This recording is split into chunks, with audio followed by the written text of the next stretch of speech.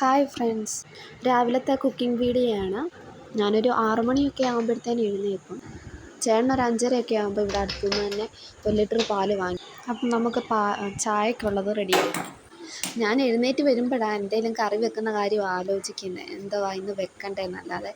ചില ദിവസമൊക്കെ തലേ ദിവസം ആലോചിച്ച് വെക്കും ഇന്നത് വെക്കാമെന്ന്. ഇന്നിപ്പോൾ തീയൽ വെക്കാനാണ്. തീയലും ചിക്കൻ കറിയും എല്ലാം ഞാൻ ഈ ചട്ടിയിൽ തന്നെ വെക്കുന്നത്. ആ ചട്ടി എടുത്ത് അടുപ്പത്ത് വെച്ച് നമുക്ക് ആവശ്യത്തിന് തേങ്ങ വറുത്തെടുക്കാം. മത്തങ്ങായും മുരിങ്ങയ്ക്കായും കൂടി ഇട്ട് തീയൽ വെക്കാനാണ്.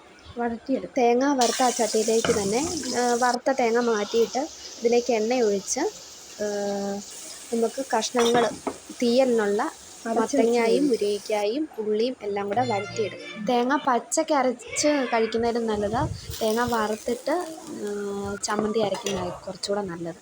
അത് വെന്ത് വരുമ്പോഴത്തേനും നമുക്ക് രാവിലത്തെ കാപ്പിക്കുള്ളത്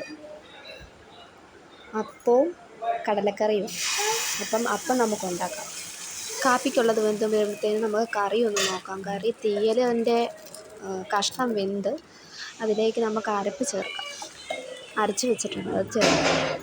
അരപ്പ് ചേർത്തിട്ട് ആവശ്യത്തിന് വെള്ളം, ചൂടുവെള്ളം ഒഴിക്കുന്നതായിരിക്കും നല്ലത്. അത് ഒഴിച്ച് തിളപ്പിച്ച് തക്കാളിക്ക് ചേർത്താൽ ഞാൻ വാളംപുളി ചേർക്കും.